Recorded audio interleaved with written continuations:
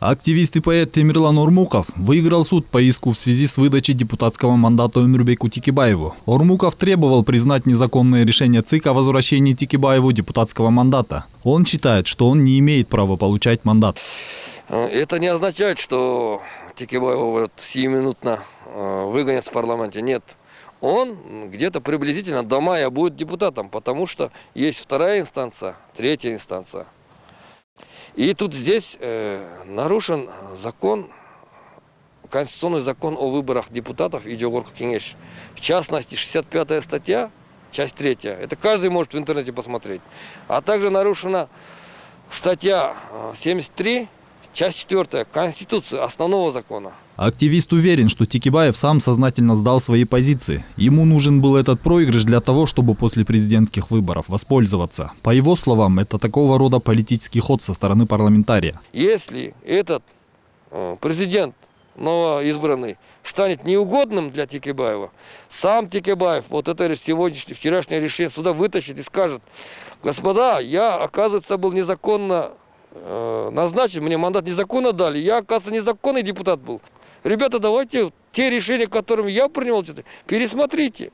И в Конституционный суд будет, Конституционную палату Верховного суда будет обращаться. И он будет прав.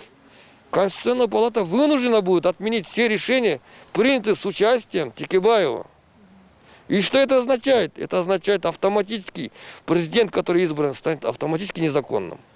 Между тем, Өмурбек Текебаев считает решение административного суда Бишкека по его мандату политическим решением. В этой связи он считает свой статус и статус Адыра Джапарова одинаковыми. Обвинительные приговоры по уголовным делам двух политиков отменены судом, и дела направлены на пересмотр.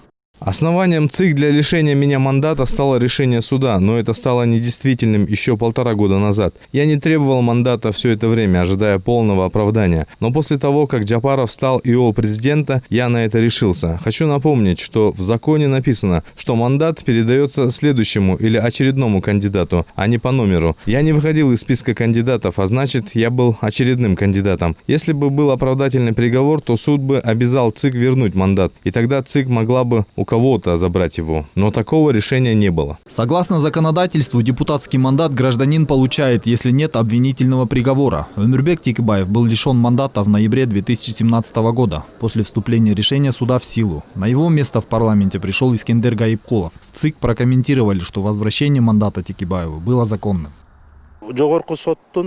Решение о передаче мандата Текебаеву было законным, так как у нас на руках имелось решение суда. Ранее он написал заявление о возвращении мандата, которого он был лишен из-за приговора суда. Позже решение нижестоящих инстанций отменил Верховный суд, направив дело на рассмотрение по новым обстоятельствам. Таким образом, Текебаев не имел на тот момент статуса осужденного.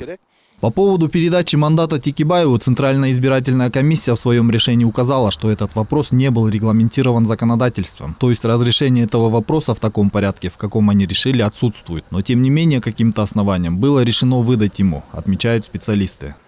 Вопрос восстановления политических прав, в том числе возвращения мандата, в данном случае, в случае с Текебаевым, он обязан был через Уголовно-процессуальный кодекс. Там есть реабилитирующие основания по реабилитации своего положения. То есть, если в свое время из-за незаконного решения суда он был лишен мандата, он вправе был судом же восстановить эти права. Других положений законодательства у нас нет сегодня.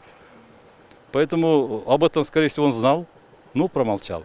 Стоит отметить, в феврале 2017 года российский бизнесмен Леонид Маевский заявил, что Өмурбек Текебаев взял у него и не вернул $1 миллион за допуск к управлению компанией Альфа-Телеком. Расследование поручили ГКНБ. В рамках уголовного дела были задержаны бывшие члены Временного правительства Өмурбек Текебаев и Дүйшөнкул Чотонов. Первомайский райсуд столицы признал их виновными в коррупции и приговорил каждого к 8 годам лишения свободы. Бишкекский горсуд оставил приговор в силе. Впоследствии Текебаева лишили мандата депутата Жогорку Кеңеша. В связи с новыми обстоятельствами дела Верховный суд направил его на пересмотр. 29 августа прошлого года политиков отпустили под домашний арест. Депутатский мандат лидеру Атамекена был передан 15 октября, так как до этого представитель этой фракции Садых Шернияз отказался от места в Жогорку Кеңеше, отмечают эксперты.